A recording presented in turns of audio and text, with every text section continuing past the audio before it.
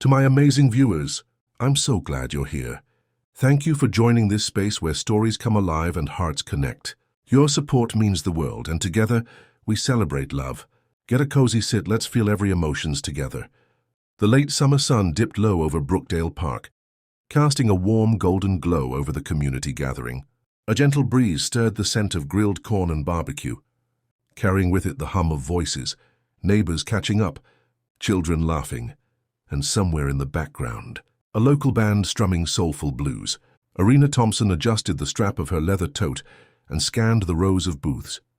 She had come to the Voices for Change community event with a purpose: to advocate for affordable housing and to push back against the latest city development plan that threatened to displace low-income families. For her, events like this weren't about networking. They were about showing up for the people whose voices were often ignored. She spotted the familiar banner for the Brookdale Housing Alliance and headed in that direction. On the small stage at the center of the park, the MC's voice rang out over the speakers. Ladies and gentlemen, please welcome our keynote speaker, State Senator Ethan Marshall. A ripple of applause moved through the crowd, mixed with a few whistles of admiration. Arina didn't look up right away. She'd heard his name before, Ethan Marshall, 35, charismatic, a rising political star, known for his eloquence and for taking stands. That sometimes surprised his own party. She'd always assumed he was another polished politician who spoke well but delivered little. But when he began to speak, her head turned almost involuntarily. Community isn't just the streets we live on. Ethan's voice carried over the crowd, rich and steady. It's the people we fight for, the neighbors we stand with, and the future we refuse to let slip away to indifference or greed. His words weren't read off a piece of paper. He spoke from memory and, more importantly, from conviction. Arina felt a flicker of interest, though she folded her arms, keeping her expression guarded. After a few minutes, a corporate developer's representative joined him on stage for a Q&A about the controversial housing bill. The man spoke about modernization and economic growth, sprinkling his words with statistics that made Arina's skin crawl. Before she could stop herself, she was on her feet. "Excuse me," she called out, her voice clear and strong. "How exactly does displacing hundreds of families for the sake of modernization serve the community?" The crowd turned. The representative stammered, trying to frame his answer in a way that didn't sound heartless. But Arina pressed on, challenging him with facts, citing community surveys, pointing out loopholes in the developer's promises. The moderator tried to move to another question, but Ethan held up a hand. "Let her finish," he said, his eyes fixed on Arina with curiosity rather than irritation. By the time she sat down, the developer was sweating. The crowd was murmuring, and Ethan was still watching her like she'd just thrown open a window in a stuffy room. After the speeches ended, and people began milling around the food stands, Arina moved toward the Alliance booth to drop off flyers. She didn't notice Ethan until he was standing a few feet away, hands in his pockets, a faint smile on his face. "You have a way with words," he said, "and with making grown men nervous." She raised an eyebrow. "I wasn't trying to make him nervous. I was trying to get answers." "Same thing sometimes," Ethan replied, stepping closer. "Arina Thompson, right? I've seen your name in community reports." Her guard went up. "Do you memorize the names of every constituent who challenges developers, or am I special?" His smile deepened, not in arrogance but in genuine amusement. "Special, though I suspect you don't like being told that." Arina fought the tug of a smile at the corner of her lips.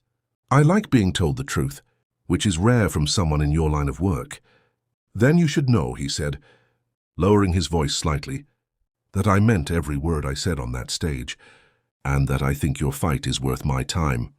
Something in his tone, earnest, almost personal, made her chest tighten for a moment. But she wasn't about to be charmed by a man whose job was built on charm. "Well," she said, glancing toward the food trucks, "thank you for your speech, Senator. I'm sure you have more important people to talk to." "I'm talking to one right now," he said, and for a second neither of them moved. She broke the eye contact first, pretending to check her phone. "Enjoy your evening, Senator Marshall." He let her walk away, but she could feel his gaze lingering. Later that night, as the event wound down, Arina lingered near the main stage to help pack up the Alliance's materials. Most of the crowd had gone home, and the hum of conversation had faded to the rustle of trash bags and the scrape of folding chairs. She was crouched over a box of pamphlets when she heard footsteps behind her. "Need a hand?" She looked up to see Ethan holding 2 stacks of folded tables, as easily as if they were made of cardboard. "I've got it," she said, reaching for the box. He set the tables down beside her and crouched to help. "I insist. Besides, I'm trying to make up for the fact that I'm about to ask you for something that might make you roll your eyes." She gave him a skeptical look. "Which is coffee, sometime off the record." Arina's heart gave a small traitorous leap, but she masked it with a dry laugh. "You're aware of the optics of a state senator, having coffee with a vocal community activist who just publicly challenged a developer you're working with." He tilted his head. "I am, which is why I'm suggesting something low-key. No cameras, just conversation." She studied him for a moment, trying to decide if this was a political move or something else entirely. His eyes didn't have the calculating gleam she'd seen in other politicians. They held curiosity and something warmer. "I'll think about it," she said finally, sliding the box onto the table. "That's all I ask," he said softly. By the time Arina walked home under the soft glow of streetlights, she told herself she wouldn't think about him again. She'd met plenty of politicians before, smooth talkers with promises that evaporated under pressure. But as she climbed the stairs to her apartment, she found herself replaying the moment he'd said, "I'm talking to one right now." She remembered the way his voice had dipped low, the faint crinkle at the corners of his eyes when he smiled, the sincerity that didn't feel rehearsed. And for reasons she couldn't quite explain, she found herself wondering what coffee with Ethan Marshall would really be like. Across town, in the quiet of his office, Ethan sat at his desk, his suit jacket draped over the chair. His advisors had left hours ago, leaving behind neat stacks of campaign folders. But he wasn't looking at policy briefs or fundraising charts. He was replaying her voice in his head, confident, sharp, unshaken. He'd met countless lobbyists, donors and activists in his career, but none of them had challenged him quite the way Arina Thompson had in less than 5 minutes. A dangerous thought crept into his mind. If I see her again, I'm not going to stop at coffee. Neither of them knew then that this spark, ignited on a summer evening in a park, would grow into something fierce and consuming, something worth fighting for, and something that could cost them everything. The week after the community event, Arina did her best to push Ethan Marshall from her mind. She focused on her advocacy work, late nights drafting petitions, meeting with tenants, and strategizing with her non-profit team. But his voice, that steady mix of warmth and conviction, had a way of echoing back at the oddest moments. On Thursday evening, she arrived at a city council forum, a smaller and less glamorous event than the park gathering. She was halfway through passing out flyers when she spotted him. Ethan stood near the back, dressed in a tailored navy suit that made him look even taller than she remembered.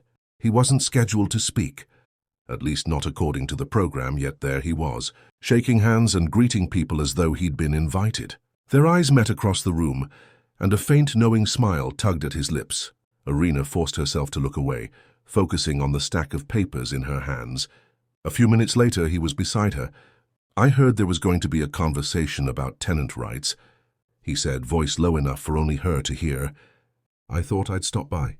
And here I thought state senators had bigger fish to fry," she replied, keeping her tone light. He glanced at the flyer she was holding. Sometimes the smallest fish are the ones worth fighting for. She tried not to read too much into the way his gaze lingered. "You're not here to make a campaign speech, are you?" "No, I'm here to listen." His mouth curved into a half-smile. "And maybe get you to agree to that coffee." Arina sighed, shaking her head as though amused. "Persistent, aren't you?" "Determined," he corrected, before stepping aside as a council member called the meeting to order. The forum dragged on for nearly 2 hours, filled with tense debates over rent control and redevelopment. When it ended, Arina gathered her things, only to find Ethan waiting by the exit. "Walk with me?" he asked. It was dark outside, the air crisp with the early signs of autumn. The city street was quiet, the occasional car rolling past. They walked side by side, not touching, but close enough that she could feel the heat of his presence. Why me? She asked suddenly. You meet hundreds of people every week. Why fixate on a community organizer who can't do much for your political career? Ethan glanced at her, his expression unreadable. Because most people tell me what they think I want to hear. You tell me what I need to hear, and I like the way you look at me. That sounds dangerously close to flirting, Senator. It is, he said without hesitation.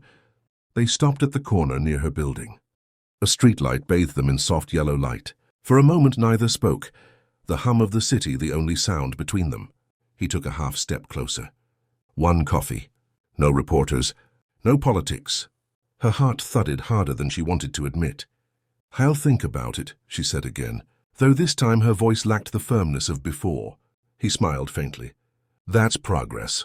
The following Saturday, Arina found herself sitting in the back corner of a small, family-run cafe tucked away on a quiet street.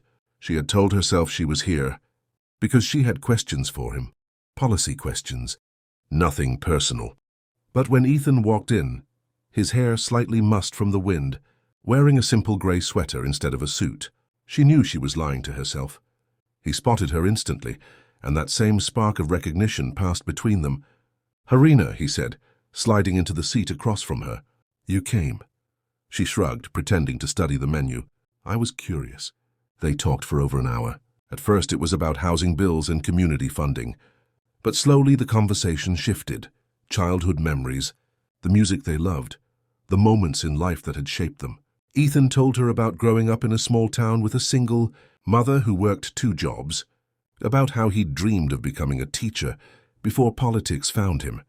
Arina shared her own story, how she'd watched her neighbors get pushed out of their homes, one by one, how she'd promised herself she'd be the kind of person who didn't look away. There was laughter, too. When she teased him about the overly dramatic campaign photos on his website, he chuckled and leaned closer. If you ever join my campaign team, you can veto the next batch. Not happening, she said, smiling despite herself. When the waitress brought the check, Ethan reached for it without hesitation. Arina didn't argue, though part of her wanted to, just to prove she didn't owe him anything. As they stepped outside, the sky had turned a soft, silvery grey. It began to drizzle, a fine mist clinging to their hair and clothes. I should get going, she said, though she didn't move. He studied her for a moment, his eyes searching hers. Do you ever feel like you're standing on the edge of something? You know you shouldn't jump into, but you want to anyway? Her breath caught. Every day. The moment stretched, their faces inches apart. The drizzle turned heavier, cool drops sliding down her cheek. She knew if she didn't step back now, she wouldn't.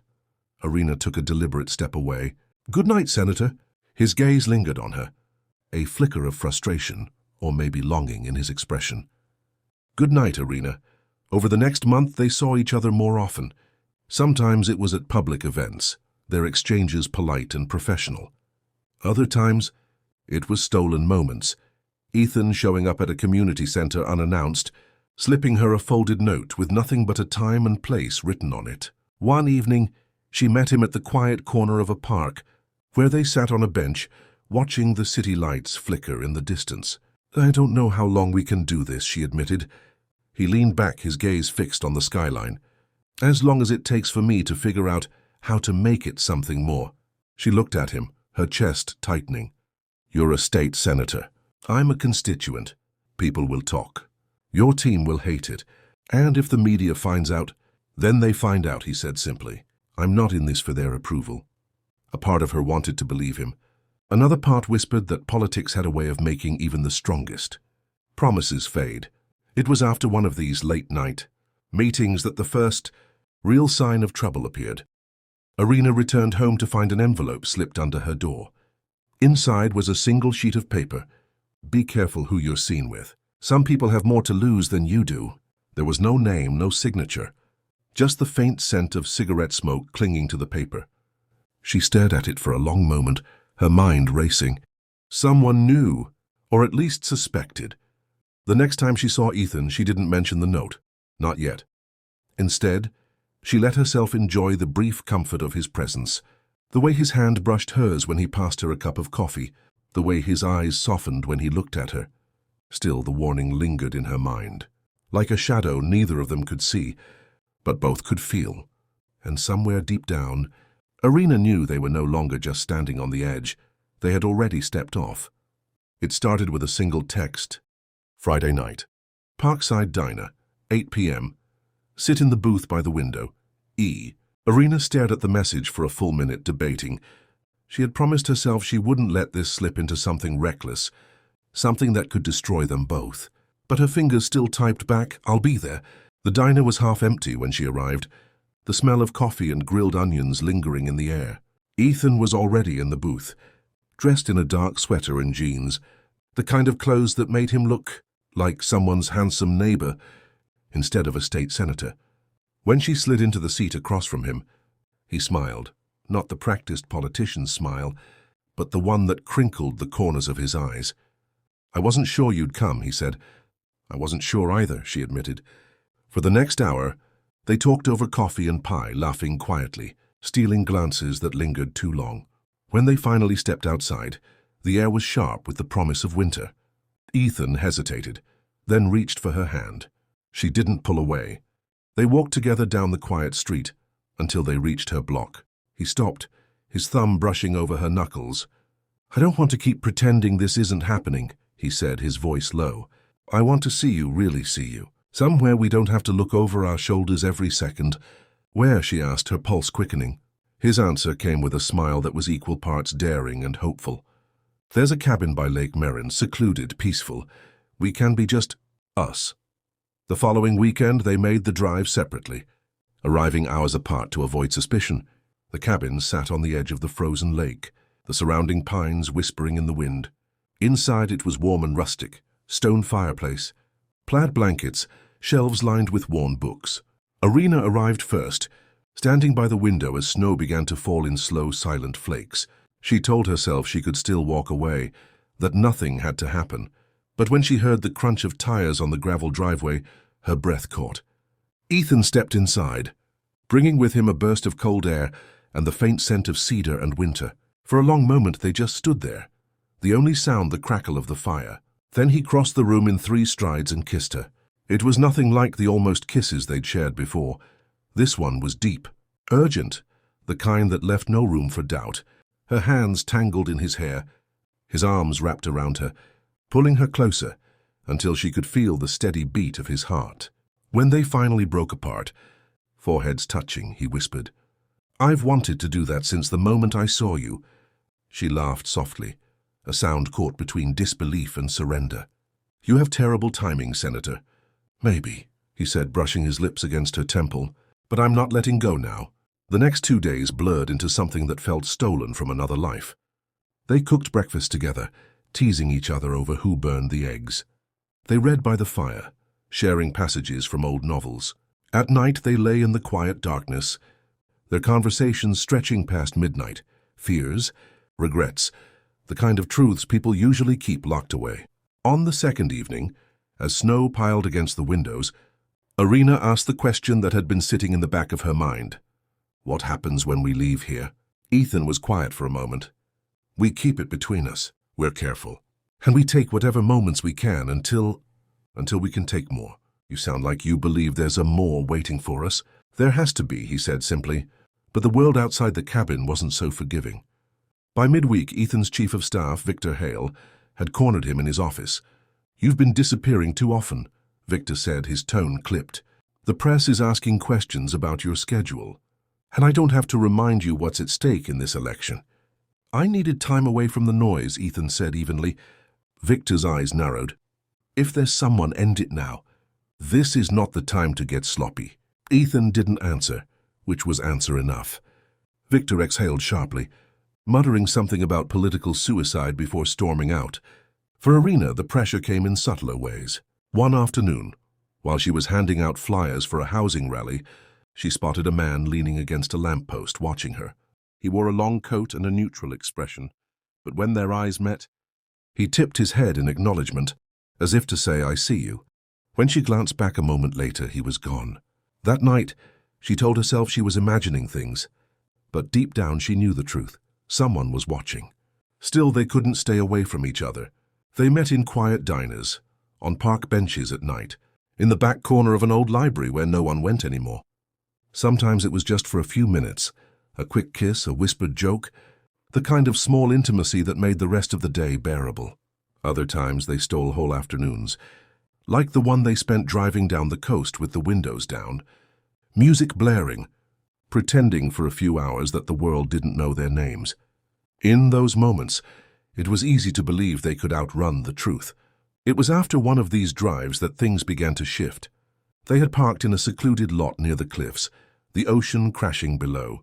Ethan leaned back in the driver's seat, watching her as she stared out at the horizon. "I'm in deep with you, Arina," he said quietly.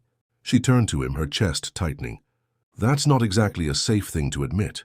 "I don't care about safe anymore," he said, his hand finding hers. "I care about this, about us." Her throat felt tight. "You're talking like a man who's ready to blow up his life." He gave a faint, almost rueful smile. "Maybe I am." The following week, a tabloid reporter began sniffing around the neighborhood where Arina lived.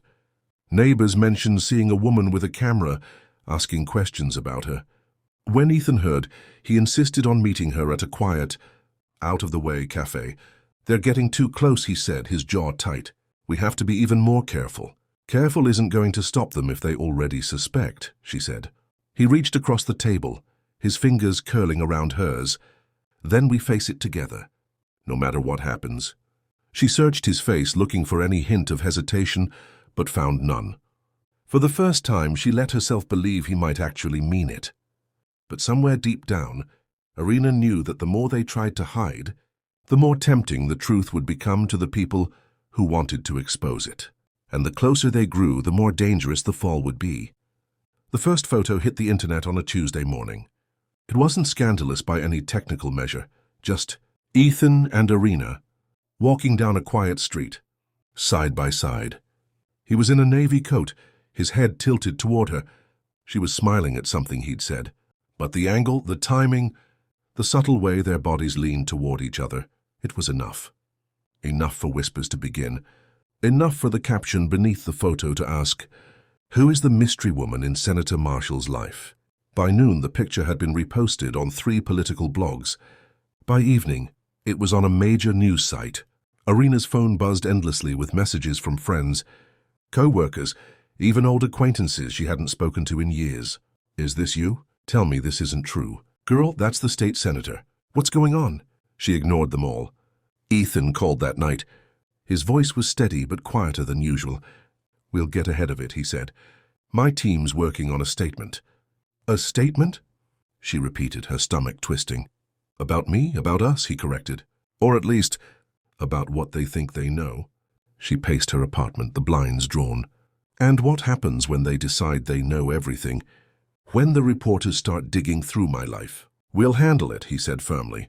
But she heard the slight hesitation in his voice, and it was enough to plant a seed of doubt. By the end of the week, the scrutiny had intensified. Victor, Ethan's chief of staff, confronted him again in his office. "This is exactly what I warned you about," Victor said, slamming a manila folder onto the desk. Inside were printed screenshots, articles, social media posts, speculation about Arina's background, her activism, even the non-profit she worked for. "This is going to hurt the campaign," Victor continued. "It already is. The opposition will paint her as a radical, and they'll say you're compromised." "I'm not ending it," Ethan said flatly. Victor's eyes narrowed. "Then you might as well hand them your seat on a silver platter." For Arina, the tension was becoming unbearable. At the Housing Alliance office, her colleagues had started avoiding her in the hallways. A grant application she'd been spearheading was suddenly postponed. One afternoon, her boss closed the door to her office and spoke in a low voice. "Arina, I respect the work you've done here, but this situation with Senator Marshall, it's drawing too much attention. The kind that's bad for business." She swallowed hard. "So what are you saying?" "I'm saying, maybe take some time off. Let this blow over." That night, Arina sat in her apartment staring at the folded note she'd kept in a drawer for weeks. The one slipped under her door, warning her to be careful who you're seen with. She thought about Ethan's face, the way he looked at her like she was the only person in the room. She thought about the warmth of the cabin, the laughter in the diner, the way his voice softened when he said her name. And then she thought about the headlines, the pointed stares from strangers. the possibility that his career, his ability to help the very communities she fought for, could be destroyed because of her. By the time she called him, her decision was made. They met in the park after sunset, the air crisp and cold. Ethan's eyes lit up when he saw her, but the look faltered as soon as he noticed her expression. "What's wrong?" he asked. She didn't answer right away. She looked at the trees silhouetted against the night sky, anything to keep from meeting his gaze. "I can't do this anymore, Ethan." His brows knit together. "What are you talking about? This us? It's hurting your campaign. It's hurting my work. Her voice caught. "It's going to ruin everything we've both fought for." He stepped closer, his breath visible in the cold air. "You think I care about a campaign more than I care about you?" "You should," she said softly. "Because if you lose your seat, you lose the chance to make a difference. And I can't be the reason for that." "Arina," she shook her head, tears pricking her eyes. "You need to let me go." His voice rose sharper now. "No, you don't get to decide that for me." "Yes, I do," she said, finally looking at him, "because I can walk away. And I will." The silence that followed was heavy enough to crush her. His jaw clenched, his hands curling into fists at his sides. "You're making a mistake," he said finally, his voice low and rough. "Maybe," she whispered, "but it's mine to make." She turned before he could say anything else, walking quickly toward the park's exit.